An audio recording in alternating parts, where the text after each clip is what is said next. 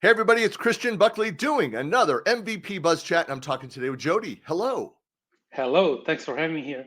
It's great that you can make it through all of my technical issues and stuff. It's great to have you here. I know, work in technology, you'd think inside that like all of the magic tricks to keep everything running. But no, because what we usually do is we test the limits of our technology and we break things. And Yeah. I have to figure out what I broke. But Jody, for folks that don't know you, who Yeah. are you, where are you, and what do you do? Yeah. So, hi all. I'm Jody Donetti. I'm Italian from Milan, so north of Italy.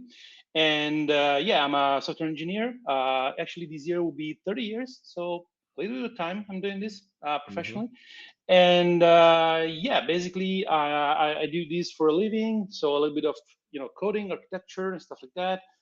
Mostly, so if I think about most of my careers on my career on the web, but not just that.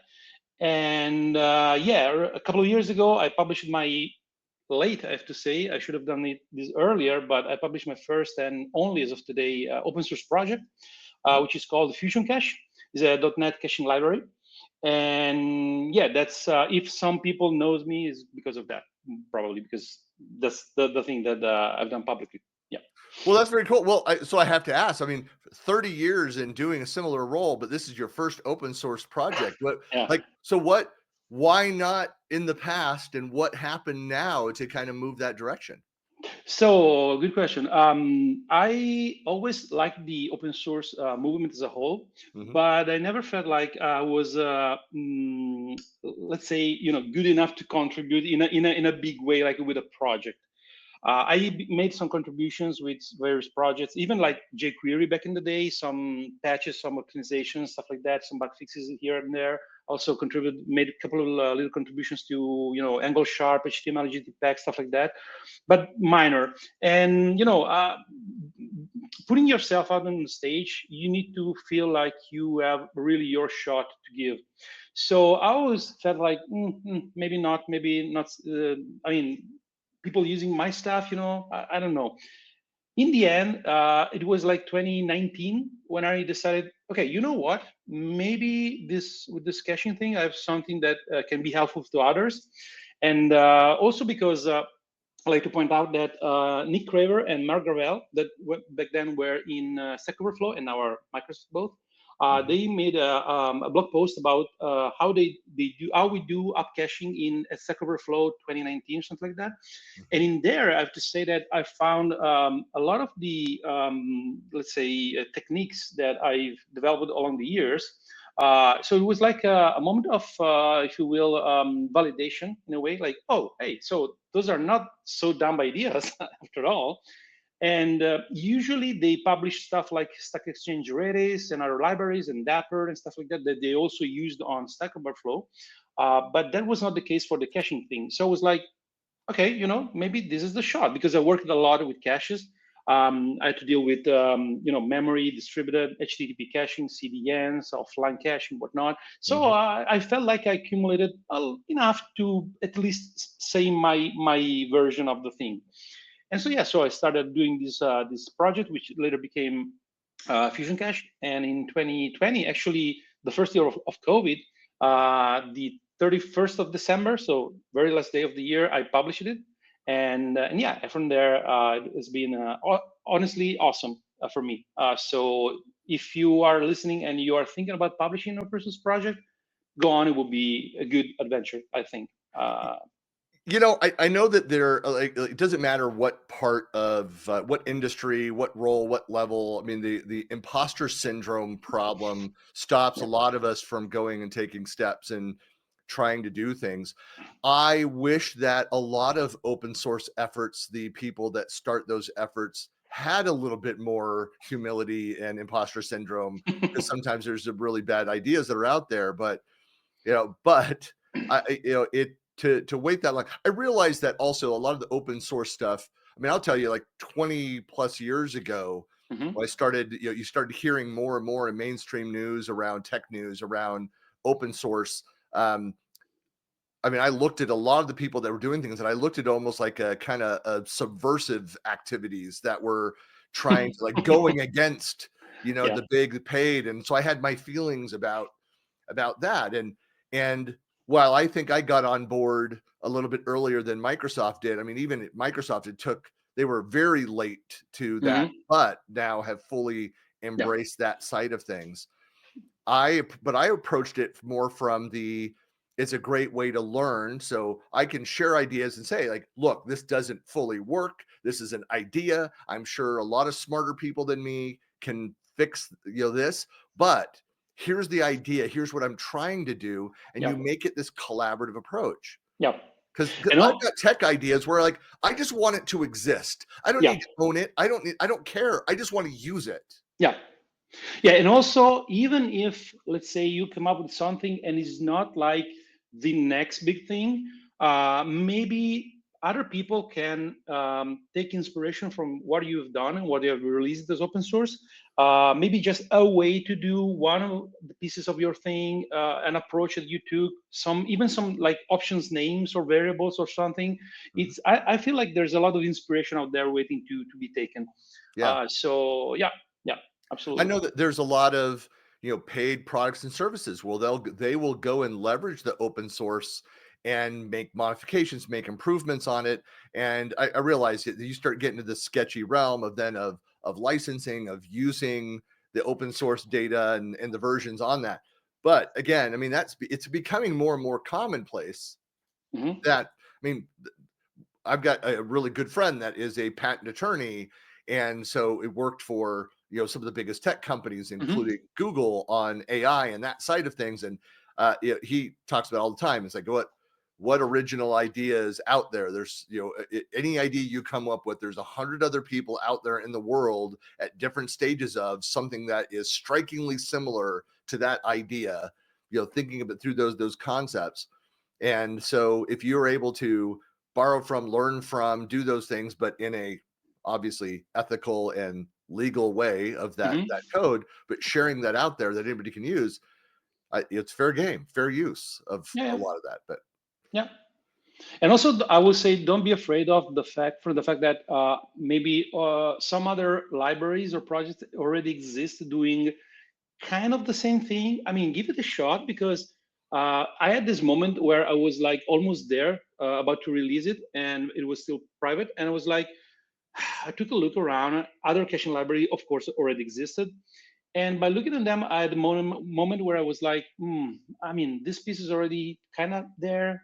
This yeah, is kind of there. Like, should I really like add my own stuff? Like, what is so, new or whatever?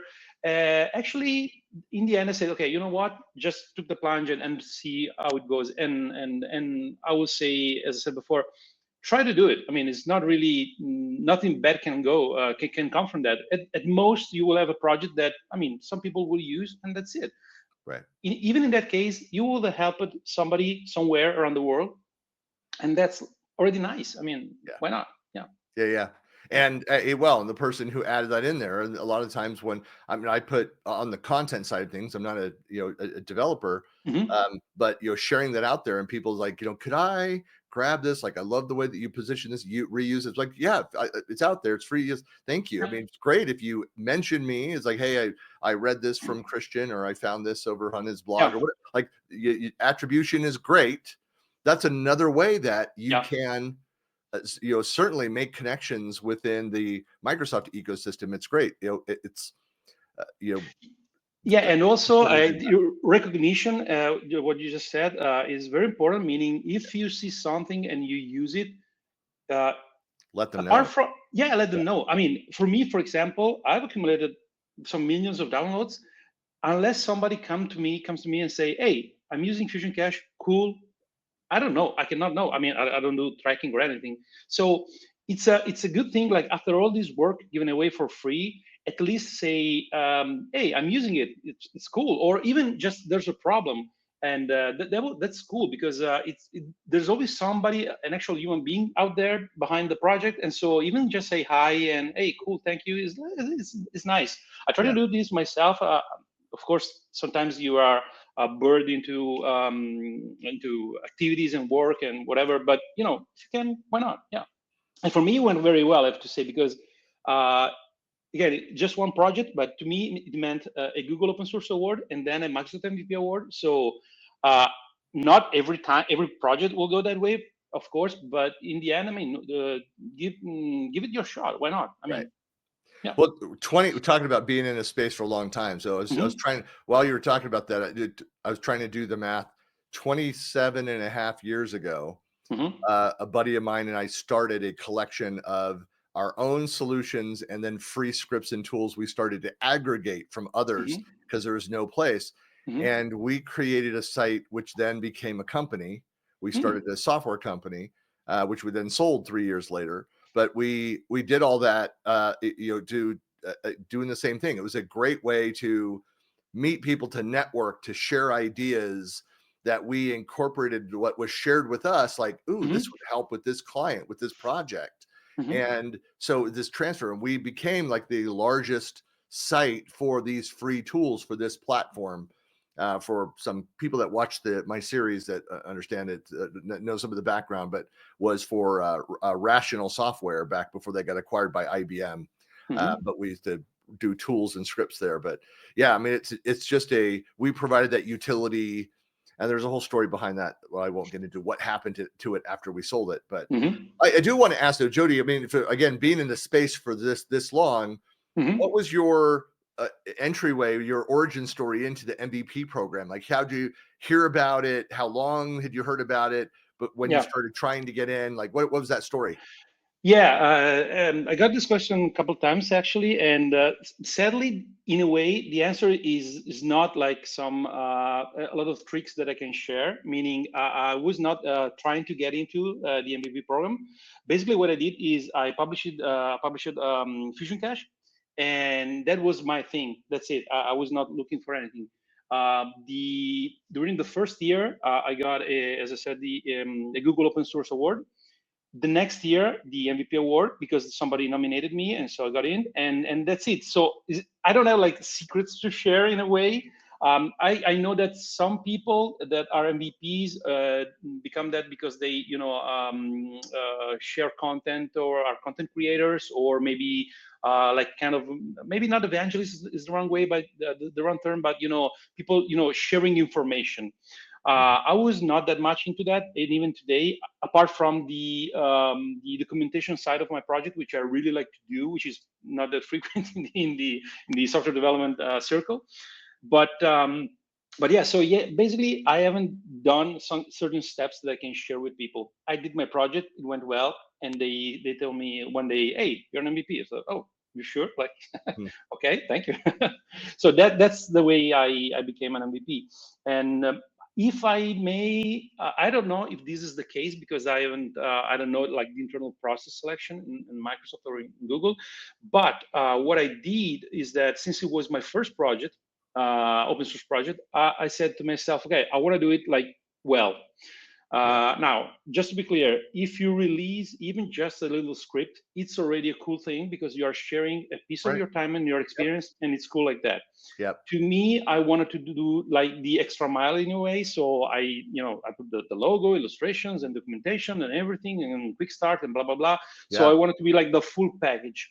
I Right. don't know if this thing helped a lot or not in the selection. I don't know if it was because of the fact that caching is known as one of the most complex things in computer science, or if because it was like the whole package done well, or because documentation nobody ever told me.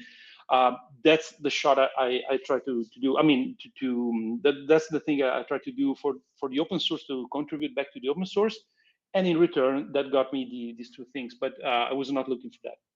I know that so I've been in for 14 years now, and I Mhm. remember hearing more stories when I in the year and a half that I was like I was interested in becoming an MVP. And Mhm. some of the thing, I wasn't trying to become an Mhm. MVP initially. It was a conversation backstage at a conference with an MVP who's a friend who friend now. I didn't know that well, but he just kind of did this, like, you're doing all this stuff. Like, I thought you were an MVP. I'm like, no, I'm aware of, doesn't really compute. I was the chief evangelist for a software company. Mhm. And so he's like, well, I'm going to submit, and then somebody reached out and said, who didn't know me, and said, what's your list of contributions kind of stuff. And I'm like, here's what I share, the list of all the stuff that I do every month with my company. Mm-hmm. And I wasn't yet blogging and stuff about that, the contributions. And it just kind of went that way. But I had heard about people that were completely surprised by the letter, like had not submitted, like, they weren't against it, but Mm-hmm. they weren't aware that they were even that somebody submitted their name for it. Mm-hmm. This is why I tell people it's a black box. Like Microsoft Product Team, somebody went and looked at that, was familiar with the project, that knew, the quality of the release or the completeness of that, or all of those Mm-hmm. factors, Mm-hmm. other conversations you may have had interactions you're not even aware of with different members, who then said, we need to get this person in the program because they would be great. They're a great, Mm-hmm. great story, great advocate. Then you have other people that year after year are writing and speaking and doing all the things, like all the right things, and struggle to get in. Mm-hmm. And that's where I tell people that, again, it's a black box. We don't understand the process. Microsoft rewards who they want to, with this. It could be based on a number of different factors. And Mm-hmm. that's why you shouldn't change your life, base your life on trying No. to get the status. Yeah. Keep doing what you're doing. Yeah. And like, you would have had benefit out of just being out in the open source world and sharing this, and would have Yeah. been fine. Yeah. It's just like I always say, that the things that I do today, if they stop the program tomorrow, I Mm-hmm. continue doing everything that I do today. It's just Absolutely. the stuff I do. Yeah, yeah, absolutely, absolutely. Also, I think until some years ago, you had the ability to propose yourself as an MVP. I You think for submit. about a year they did that, and it didn't Yeah, work out. Yeah, yeah, they tried that, and then they shut it down. yeah. So I also think that today, or at least as long as you cannot submit yourself for proposal, is a lot has to do with like also in a way luck. Meaning, if you don't know anyone, if you're not noticed by somebody in Microsoft or from another MVP, and not because you're not good actually, or just because random chance, a lot of people out there in the world, maybe it's just that. So don't feel like, oh, I'm not an MVP, therefore whatever, I'm not good or whatever. It doesn't work like that. I mean, there are a lot of people. Actually, one of the things that I did as soon as I became MVP is like nominate another one, Yeah, meaning somebody else who I thought he should have already been an MVP. I found out he wasn't, and I was like, what? So I discovered that as an MVP you can nominate someone, and I correct. nominate him, and Yep. luckily enough, yeah, he's now an MVP. But yeah. Yeah, there's a good friend of mine, Sharon Weaver, and I, we run a monthly, we call it a cohort, Hmm. where it's a group of people that are interested in learning about the program and potentially becoming an MVP. So if anybody Hmm. thinks, hey, I'd love to become an MVP, it's a monthly call. It's the first Wednesday. It's US in the morning. So I know it kind of hurts like the APAC folks, but if you're interested, reach out. I'm happy to forward that meeting invite. And we just kind of do it in AMA style. And Hmm. hearing the stories, again, there's people on so since we've been doing it just under 2 years, we've had 11 of our people become Hmm. MVPs. Hmm. And the big part of that is exactly what you described. We're taking people that are already doing the right things for the most part. Some are Hmm. like ramping up, and they know they're not ready yet, but they're kind of building up their portfolio. But it's just about having that visibility. And Yeah. so, and I don't know, have you had anybody reach out to you since you became an MVP and said like, hey, how did you do it? And could you nominate me? I mean, you've got the one story, the friend that you nominated, but have you had other people reach out to you? Yeah, the one I nominated didn't ask for anything. I just wanted to. I just thought it was worth it, and I tried, and it worked. And actually, I met him. I met this guy in person, like only at last year's MVP summit because he went there, Hmm. but I never actually speak with the guy, even in a chat or anything. It just, Yeah. hey, this is cool. He should be MVP, and I tried. Yeah. Some people, yeah, contacted me on like LinkedIn, on Twitter, or whatever, and asked me, "Hey, do you have some tricks, some tips to share how to become an MVP?" And as I said, it was a little bit like, "Hey, sorry, no," meaning I can tell you my story, how I became, but there's no really a trick there or Hmm. something to speed it up. It just so happened to be the case, and that's it. And actually, one person only asked me like, "Hey, can you nominate me?" But I have to say that he wrote me that I read the message like I think 6 hours later or something because I was sleeping. And the moment I read it, they already said, okay, no, sorry, that's not a good. I want to do it myself. So basically, they canceled the request. So I said, hey, you're cool. I shared my story again with them in private, and like this is what I done. But again, nothing really secret, as I said.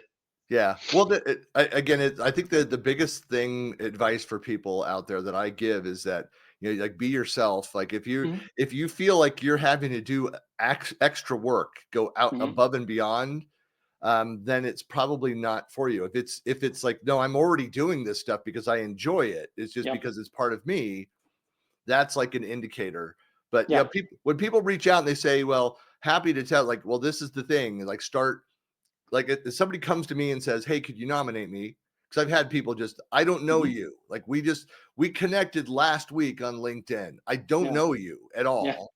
Yeah. I'm happy to connect because you're in a field that's relevant in this space. Like, I'm happy to make connections.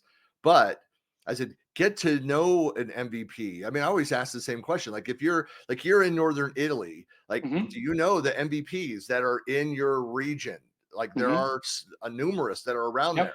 Maybe a country away, but within 150 miles, there are Hmm. a number of MVPs. Like, Yeah. get to know the MVPs in your vicinity, have conversations, and then another way is that, like, I don't know how much you respond, interact, like, out in Microsoft Tech community or other forums or things that are out there, but, again, figure out who are the MVP, the leaders in your space, and Hmm. start to develop a relationship with them, answer questions, ask questions, Hmm. share that, retweet their funny, clever, useful messages, whatever, Yeah. if there are any.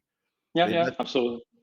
Absolutely. And yeah, actually, the thing I do mostly, like 99% of the times, is like working on my project. That's basically it. And as you said, that's what I was doing before. And that's mhm, what I will do if one day they will like not renew me because it's a yearly process, you know. So I wrote a lot, both in the documentation side for the project and in the GitHub issues. So when people ask me for, I don't know, a feature or is this a bug or something like that, and I try to answer them all. It takes some times because life, work, whatever, but also because when I answer is I try to be helpful, so it's not like just no, yes. It's like no, okay, so I think you're going there, but maybe not because this is how it works underneath, and then you should also consider that.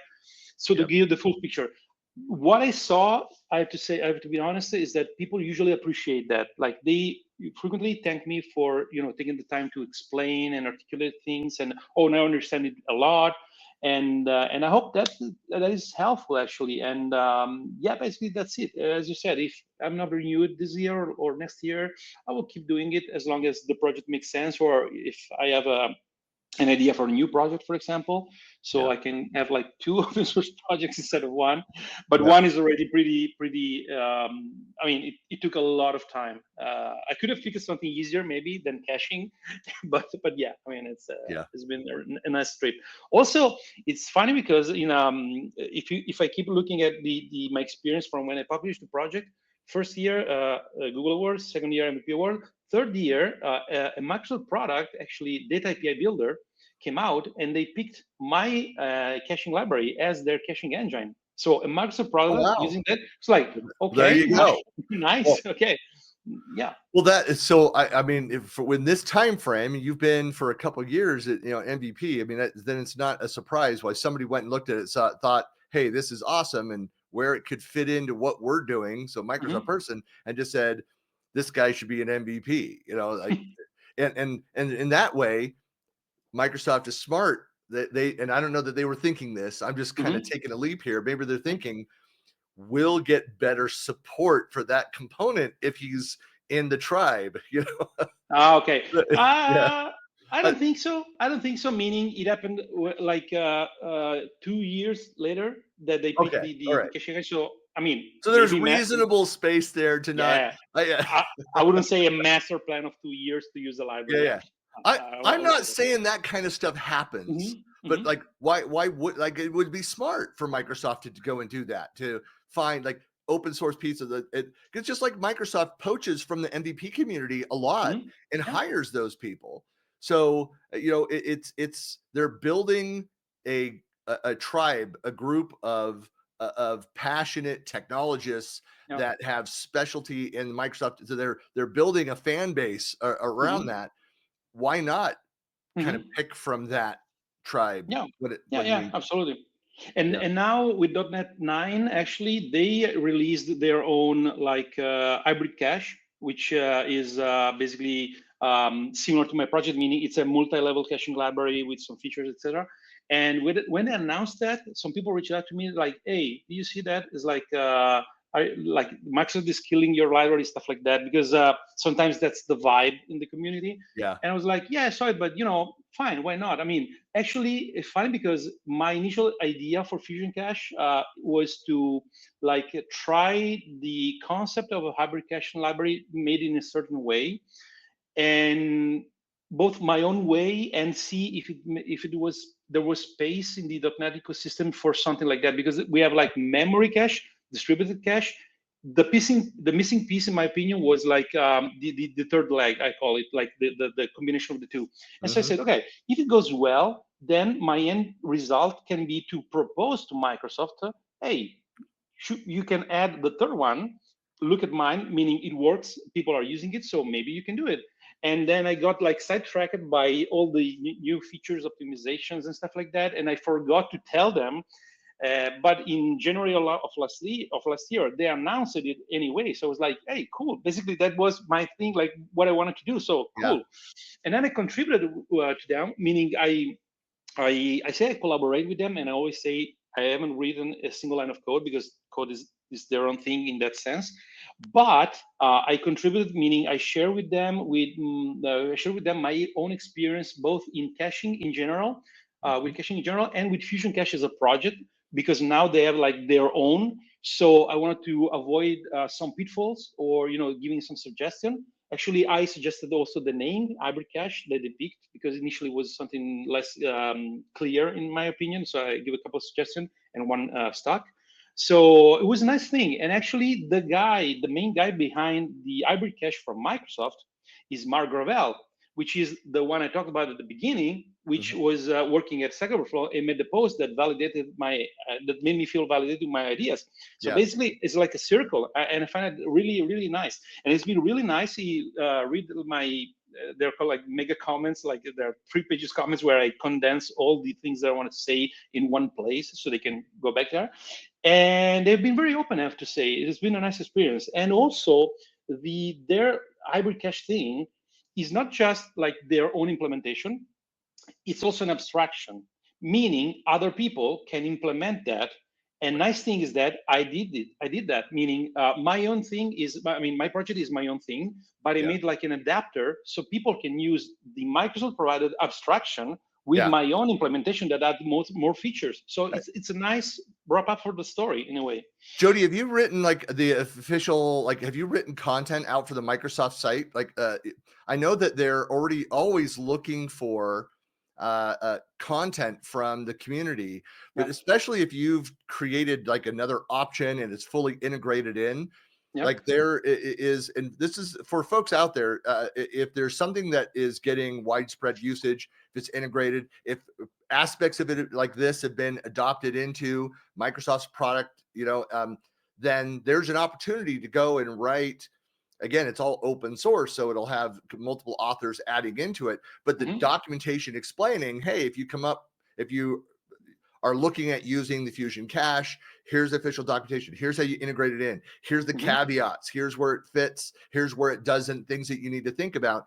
That kind of documentation, Microsoft is always looking for that in their Yeah, official documentation. So yeah. You it can mean help push yeah. people to your open source efforts. Yeah, you mean learn.microsoft.com? Yeah, it's all Yeah, part of yeah, that. Yeah, within yeah, yeah, that yeah, yeah. content. I already wrote one. They contacted me to write one for caching for Fusion Cache. I made that in conjunction with it was like a SQL Server on Azure, stuff like that. So there's an Mhm. example.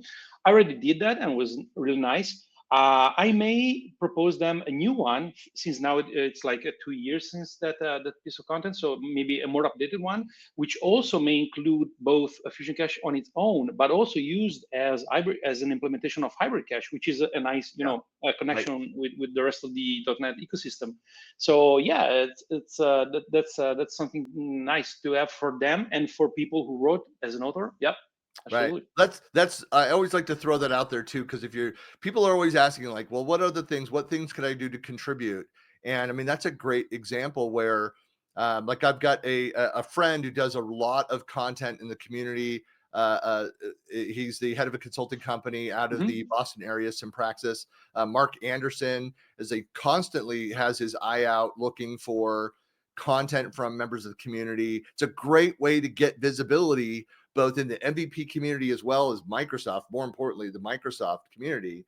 And so if you think of like Microsoft documentation, anything out on Learn, if like I've found typos, I've found some minor errors, and I've gone in and made suggestions. So I don't have my name on a page around that. I do enough other stuff. I'm not pursuing that path.